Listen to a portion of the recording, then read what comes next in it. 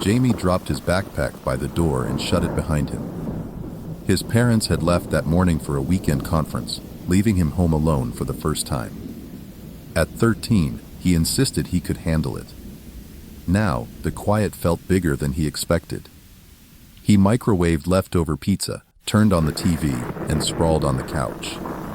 A few minutes into his show, he heard a dull thump from upstairs. He needed the TV. Nothing. Probably just the house settling, he thought. Still, he turned the volume down and listened. Another thump. He stood, holding the plate in one hand. Hello. Silence. Janie walked to the foot of the stairs and looked up. All the lights were off up there. His bedroom door was open just a crack. He called out again. Mom. He knew she wasn't there, but saying it made him feel a little less weird. He climbed the stairs slowly, trying to remember if he'd left his window open. Maybe the wind had knocked something over. At the top, the hallway stretched out in front of him. His bedroom was the last door on the right. He flipped the hall light on and waited. Nothing moved. He walked past the bathroom. The door was open. Nothing strange. He reached his bedroom and pushed the door open with his foot. Everything looked normal. He stepped inside, set the plate on the desk, and checked the window. It was shut and locked. Then he noticed something. The closet door was open. He never left it open. He stared at it for a full 10 seconds, then walked over, heart thudding now. He grabbed the baseball bat he kept by the bed and yanked the closet door fully open. Nothing inside but clothes and shoes. Janie exhaled slowly and laughed under his breath. Nice one, Brain. He closed the closet, picked up his plate, and walked back downstairs. The moment his foot hit the bottom step, a knock sounded at the front door. He froze. It was 8:42 p.m. No one was supposed to come. He approached slowly, looking through the peephole. No one there. He unlocked the door, opened it just a crack, and looked around. The porch light showed nothing but the empty driveway and bushes. No movement. He shut the door and locked it. As he turned back toward the living room, he saw something that made him stop cold. His backpack, which had been lying by the door, was now upright. Zipper open. He hadn't touched it. He stood still, staring at it. Then, from the kitchen, the faucet turned on. Jamie didn't scream. He ran. Straight out the front door, barefoot, into the night. 2 houses down, he banged on Mrs. Ellison's door until she opened. By the time the police checked the house, everything was back to normal. No open backpack. No running water. No unlocked windows. No signs of forced entry. Jamie stayed with Mrs. Ellison that night. And the next. He never heard a sound upstairs again. But he never stayed home alone either. Title: The Man in the Vent. Ellie was 14 the first time her parents left her home overnight. They were driving to a funeral 2 states away and wouldn't be back until the next evening. She didn't argue. The idea of having the house to herself sounded like freedom. By 9 p.m., the silence had started to stretch. She made popcorn, played music, and even danced around the kitchen to fill the quiet. But once she sat down with her phone, the silence wrapped itself around her again. Around 9:40, she noticed something strange. The heating vent in the hallway was making noise. Not the usual soft whir of air, but something heavier. Metal creaking. Something shifting. She paused her music and walked to the hallway. The vent cover near the floor was slightly bent. She crouched in front of it and listened. Silence. Then, very faintly, a breath. She stood up fast and backed away. It's just old metal. Expanding or something, she told herself. But when she checked her phone camera and pointed it at the vent, zooming in, the screen caught something she hadn't seen with her eyes. a single human eye staring directly into the lens through the slats. She dropped the phone. She didn't scream, didn't move for 5 long seconds. Then she grabbed the landline, no cell service in the house, and dialed 911. Busy signal. She hung up and tried again. Another busy tone. Panic rolled through her chest. She texted her neighbor, Mr. Helverson, but the message wouldn't send. She looked down the hallway. The vent was closed now. She hadn't touched it. Her phone buzzed, one message from an unknown number. Don't call anyone else. She dropped it again. This time she did scream. Running to the front door, she twisted the lock, yanked it open, and stopped. On the porch sat a plate of cookies. Homemade. Still warm. Steam rose in the cold air. There was no note. No car in the driveway. No footsteps on the porch. She slammed the door and locked it again. Lights on in every room. Music off. Every noise felt magnified. Then came the sound again, from the kitchen vent this time. This time, a whisper. You didn't say thank you. Ellie grabbed a knife and ran to her parents' room. She locked the door and shoved the dresser in front of it. She didn't sleep. She stayed in the corner with the knife, watching the floor vent. At 2:17 a.m., something pushed from behind it. It popped loose, clattering to the floor. A pale hand reached into the room, groping blindly. Ellie lunged forward and stabbed downward. The knife hit something soft, then bone. The hand jerked back. She shoved the vent cover back in place and stacked books on top of it. By dawn, her parents returned. The vent was shut. The house was silent. She showed them everything. But when her dad unscrewed the vent, there was nothing inside. Just narrow ductwork, too small for a person. The police came. They found no evidence. No fingerprints. No cookies. No hand. But for weeks, Belly refused to be alone in any room. And even now, years later, she won't walk past a floor vent without glancing down. Sometimes, just for a second, she still sees the eye. Title: Tap Tap Tap. Zara was used to being home alone. At 15, she stayed by herself most evenings while her dad worked night shifts. The house was small, quiet, predictable. That night, the rain had started just after sunset. By 9 p.m., it was steady. By 10:30, it was heavy. The kind of rain that blurred the windows and made the roof echo with every drop. Pap. Pap. Pap. She turned the volume up on her laptop. Horror movie. Good distraction. The fake thunder in the film almost matched the real thunder outside. Crack-a-boom. Zara flinched. Then laughed at herself and grabbed another handful of popcorn. Cap, tap, cap. She paused the movie. Not thunder. Not rain. That was something else. She leaned toward the window behind the couch. Cap, cap, cap. It was rhythmic. Not like the erratic tick of rain. This had timing. Like fingertips. She pulled the curtain back a little and peered out. Nothing.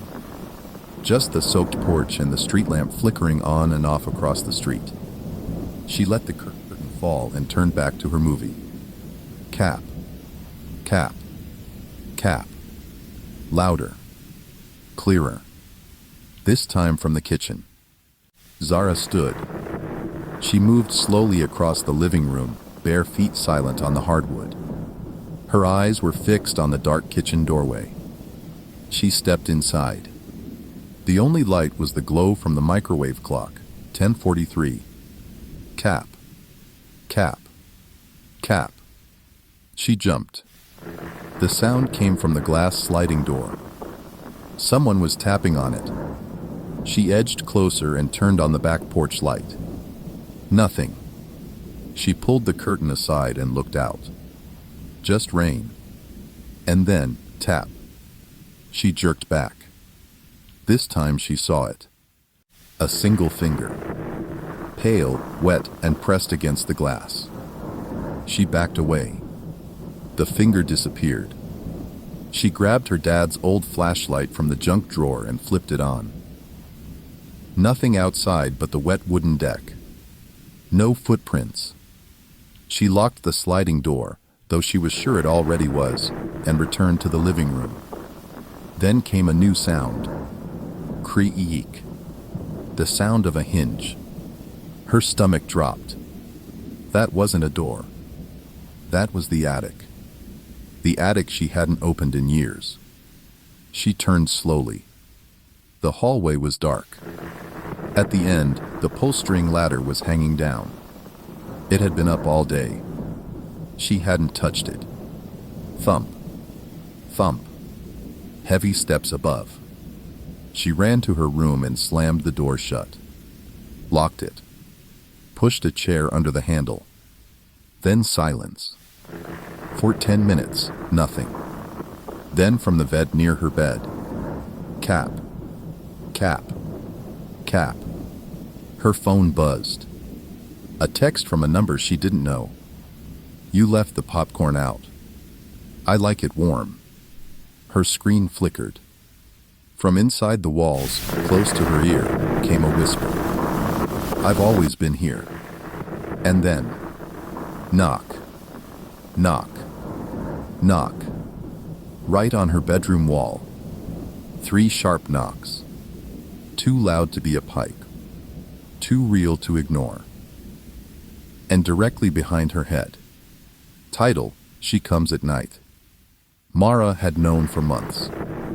Her mother didn't come home some nights. Her father didn't ask. No one said anything, but the silence around it was thick. She was 16. Old enough to understand what an affair was. Too young to say anything without making it worse. She kept to herself. Did her homework. Ate dinner alone. Pretended not to notice when her mom's phone lit up after midnight with messages from a contact named Trish, even though she once saw a man's face reflected in the screen. Then the dream started. At first, it was just noise. A woman breathing outside her bedroom door. Soft at first, then louder, raspier. Then footsteps. Pad, pad, pad. They stopped just behind the wood. No knock. No voice. Just breathing. The third night, the door opened. It didn't swing or creak. It moved like someone pulled it slowly with care. Mara lay frozen. A figure entered. Not her mother. Tall. Hair wet. Skin pale, almost blue. She stood at the foot of the bed and whispered. He said he'd leave her. Mara blinked. Gone. She woke up gasping. Sheets cold with sweat. The door shut. The next morning, she said nothing. At dinner, her father looked more tired than usual. Her mother never showed up. That night, the breathing came back. She waited. This time, when the door opened, the figure came closer. No eyes. Just black hollows in a face stretched too thin. He said he loved me. Mara couldn't move. The woman knelt beside her bed. But he buried me instead. The cold breath touched Mara's cheek. She passed out. In the morning, her mother was in the kitchen, making toast like nothing happened. Her shirt had dirt on the sleeves. Her fingernails were cracked. Sleep okay? She asked without turning around. Mara nodded. Later that day, Mara checked the backyard. Found a fresh patch of turned earth behind the shed. Shovel marks. No plants. That night, she didn't sleep. She stayed in the hallway, phone in hand. At 12:13 a.m., her mother's phone lit up again. No message preview, just the name. Unknown. Her mother picked it up, walked outside in slippers. Mara followed. Through the window, she watched her mother crouch at the patch of dirt and whisper something. Then she reached into the soil with bare hands and pulled something out. A lock of hair. Blonde. Clumped with dirt. She kissed it, then put it back. Mara ran back to her room. The next night, the woman came again. This time, she looked at Mara and said, "I was never supposed to be found." Then she smiled, wide, broken, and sank into the floor. Mara never told anyone. But 2 days later, her mother packed a suitcase and left. No note. Just her phone, left on the counter. The last message. She knows. And the next night, for the first time, Mara heard no breathing outside her door. Just a soft scratching sound under her bed. And the faintest whisper. Now you do, too. Title, Pew 13. Connor didn't like going to church. His parents insisted. Every Sunday, 9 a.m. sharp, they sat in the second row from the back. The same wooden pew. Cold in winter. Slick with polish in summer. Old wood made noise. But that week, the sound was wrong. The service had just started. The choir sang softly. The organ hummed. And beneath it all, from somewhere deep in the building, Connor heard a quiet scratching. Not a mouse. Not a vent. It was slow, like fingernails dragging across old wood. He leaned toward his mom. "Do you hear that?" She shook her head. "Be still." He sat back. Scratch, scratch, scrape. He turned his head. The sound came from behind them. Pew 13. No one ever sat in that pew. The pastor's wife once said it had termites. Another time, someone joked it was cursed. Either way, people avoided it. It stayed empty. But now, something was moving under it. Connor stared at it for a full minute. The wood didn't shift, but the air around it felt heavier. Then he saw a shape. Just for a moment, someone sitting there. Back straight. Face lowered. No motion. He blinked. Empty again. The service continued. The sermon started. The preacher's voice echoed through the tall stone arches. Scratch. Scratch. Scratch. Now louder. Connor turned again. This time, the pew wasn't empty. A woman sat there. Long black dress. Pale skin. Hands folded. No one else noticed. She wasn't on the program. She hadn't come in the front door. He would have seen her. Everyone would have. She raised her head slowly and looked directly at him. Eyes too dark. Mouth unmoving. She lifted one hand and pointed down. Under the pew. Connor didn't want to, but he looked. The floorboards beneath Pew 13 were warped. Stained darker than the others. Like water, or something thicker, had soaked them from below. He looked back up. She was gone. His breath caught. "Mom." She squeezed his hand without looking. "Pray." He bowed his head, eyes still half open. The rest of the service passed slowly. He didn't hear the choir. Didn't hear the final hymn. Just waited for the last amen. When it came, people stood and stretched. Connor didn't move. He turned back to Pew 13. Still empty. He walked toward it. His parents were speaking to the pastor. No one noticed him step into the aisle and kneel by the pew. The wood was ice cold. He reached under, half expecting to feel nothing. Instead, his hand touched cloth. Soft. Damp. He pulled back. Fingers. Dead fingers. Wrapped around his wrist. He screamed. By the time his parents got to him, he was shaking on the floor. No one else had seen her. No one believed him. The pastor checked under the pew. Nothing there. No damage. No cloth. But the next Sunday, pew 13 was roped off. The church said it was for repairs. Connor never went back. A month later, a construction worker replacing floorboards found a woman's bones under pew 13, wrapped in a black dress. She'd been missing since 1957. Only one note was found near the remains. He sat in the front. I sat in the back. He was forgiven. I wasn't. Title: The back door wasn't locked. Liam was 12 the first time he was left home alone after dark. His parents were only going to a dinner 10 minutes away. They'd be back by 10. He had pizza, a charged phone, and permission to stay up. He liked the quiet at first. Cartoons on, lights off except the kitchen. At 8:43, he heard a sound. Click. He needed the TV. The front door was locked. He was sure of it. But the sound hadn't come from the front. He stood, moved slowly to the hallway, and looked toward the back of the house. Kitchen light still on. The back door handle had moved. He was sure of it. He stepped closer. Everything looked normal. He flipped the deadbolt. Already locked. Probably the wind. He went back to the living room.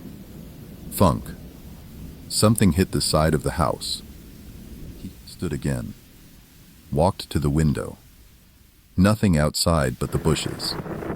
He texted his mom. Think I heard something. Probably nothing. She replied right away. All good. Be back by 9:45. Don't open the door. He locked his phone and turned back.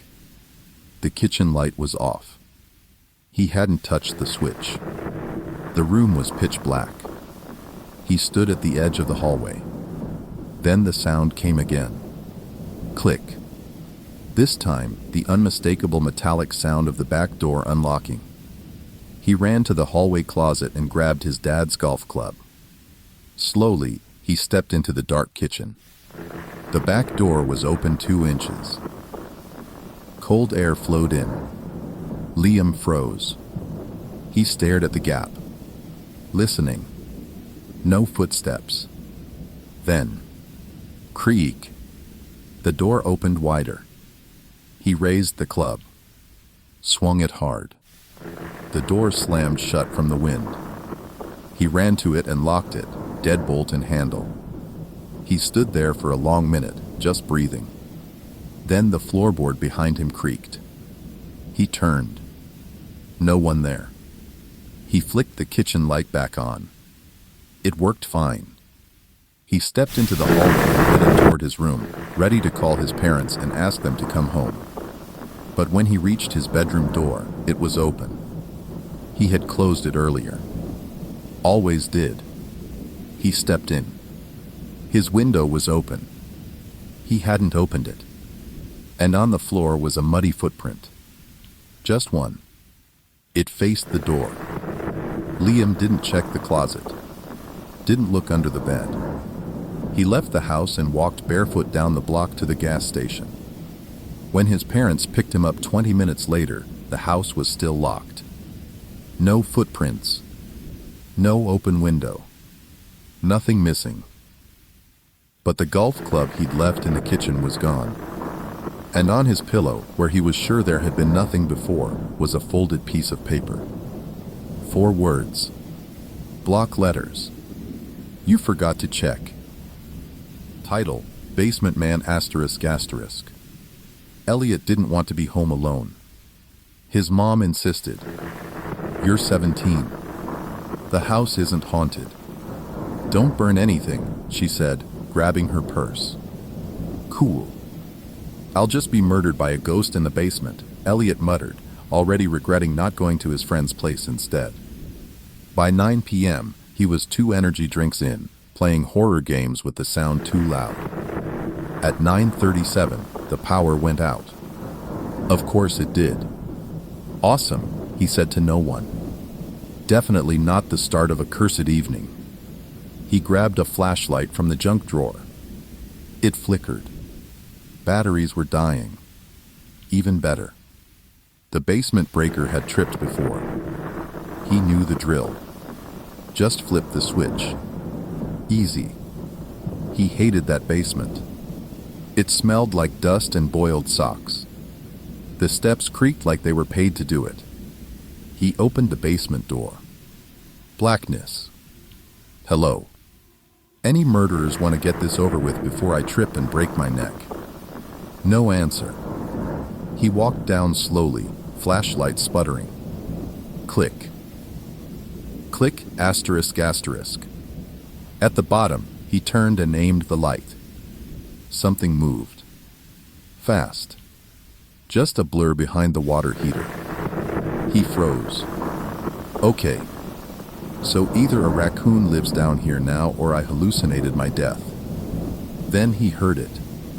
Cough, asterisk, asterisk. A human cough. He backed toward the stairs, light shaking. A man stepped out from behind the shelves, wearing his dad's old trench coat. Hey, the man said casually, like this was normal. Can you not turn the power back on? I like it dark. Elliot blinked. Who the hell are you? Basement man, the guy said, nodding. Been living here a while. You guys are pretty chill. You, what? The man scratched his head. I come out when no one's home. Eat Pop-Tarts. Watch TLC.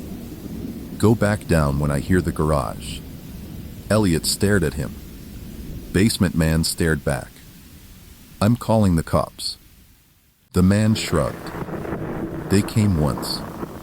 Didn't see me. I hid behind the dryer. That doesn't. What? Why? I pay rent, the man said. Spiritually. You don't pay anything. I did the dishes last Tuesday. Elliot stared harder. We have a dishwasher. I loaded them. Emotionally counts. There was a long silence. Look, the man said, walking to the stairs. I'll go back in the walls for now. You flip the switch, I disappear. No one gets stabbed. Elliot let him pass, because what else do you do when a guy named Basement Man casually threatens stabbing? Back upstairs, the lights came on. Elliot stood in the kitchen, still holding the flashlight. Still unsure if he just had a psychotic break. The pantry door creaked open behind him. Did you finish the blueberry Pop-Tarts? Basement man asked. Elliot grabbed the emergency bat from the closet. But all he said was, they were strawberry. And yes. Basement man sighed. Rude. And shut the pantry door. Title, The Boy in the Mask asterisk asterisk. Darren liked being alone. 12 years old and already tired of people, he preferred quiet evenings, especially when his parents were out late. He read comics, watched old crime thrillers, and kept the living room curtains closed just enough to feel like he was hiding from the world. That night, he wore his black hoodie like a cape and watched The Dark Knight for the 4th time that month. At 9:16 p.m., he heard it. Tap. Tap. Tap asterisk asterisk. On the second floor window. His parents were gone. No one should be outside. He paused the movie. Tap. Tap asterisk asterisk. Not rain. Not a branch. He walked upstairs. The window faced the backyard. Tree too far to reach. Gutter pipe broken. He crept to the glass, heart hammering. Pressed against the outside, a black mask. Plain. Matte. With slits for eyes and nothing else. No face behind it. Just the mask. Stuck there somehow. He yanked the curtain shut and backed away. He waited. Tap asterisk asterisk. From the other window now. He turned. Same mask. Different position.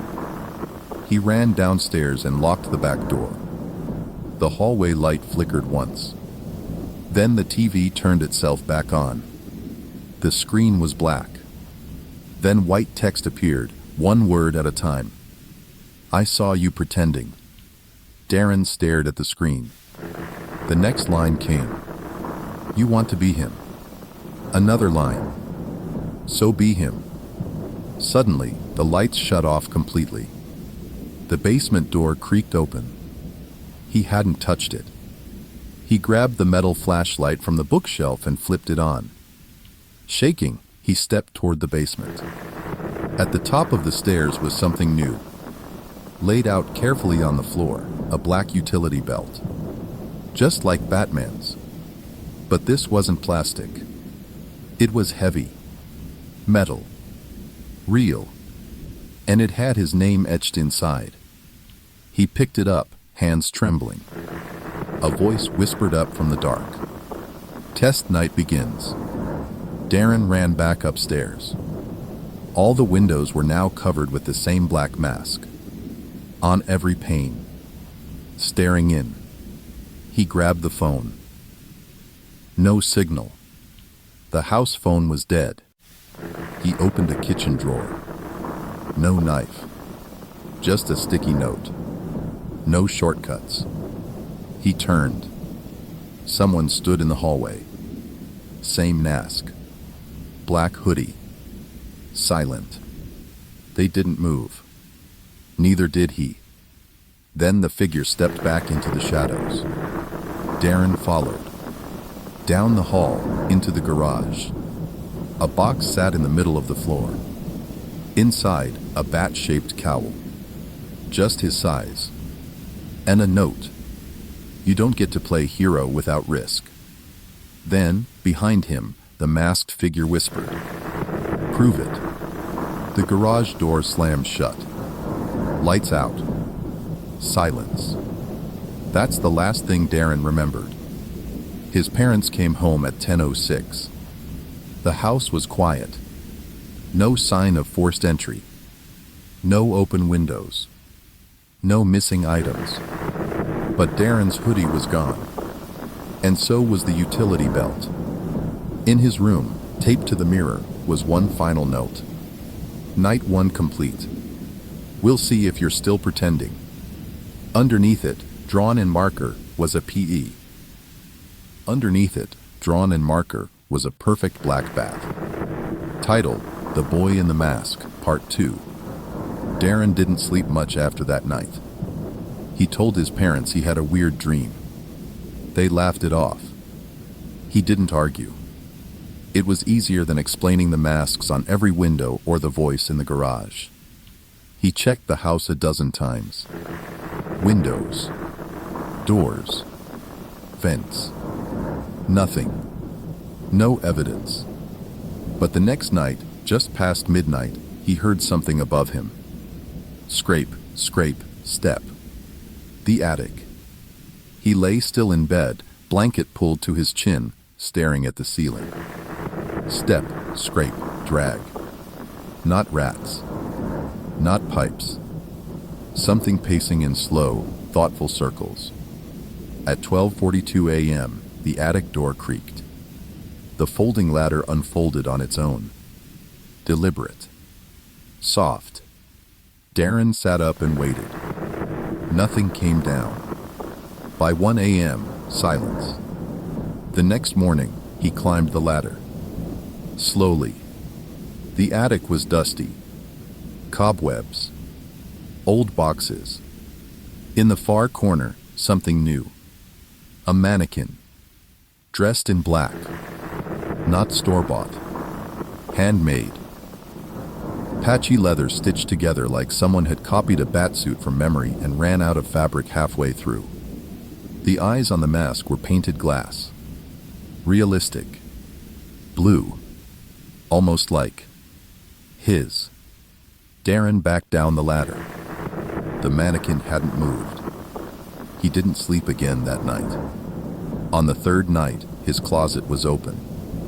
He always kept it closed. Something was inside. He stood outside the doorway and stared. Couldn't see past the hanging shirts. Then came breathing. Not loud. Not deep. Just steady. Human. He stepped back. Closed the door. Jammed the chair under the knob. At 3 a.m., it opened anyway. Chair tipped. Shirts rustled. Something moved inside the closet and stepped out. Same black hoodie. Same mask. No sound. Just slow steps toward the bed. Darren sat up. "Why are you here?" The figure tilted its head, then pointed to the floor beside the bed. Darren looked. A pair of black boots. Clean. His size. He didn't remember owning them. He didn't remember putting them there. The figure stood still. He got up, picked up the boots. They were worn. He put them on. The figure walked down the hall. Darren followed. Through the living room, past the kitchen. To the front door. The figure opened it. Outside, the street was empty. No cars. No wind. Just the figure and Darren. They stepped into the night together. No words. No instructions. Just the sound of two pairs of boots echoing down the sidewalk. Somewhere nearby, a dog barked. A window slammed. A motion sensor light flicked on. And Darren smiled, just slightly, under the streetlight. Because he wasn't pretending anymore. And he wasn't alone.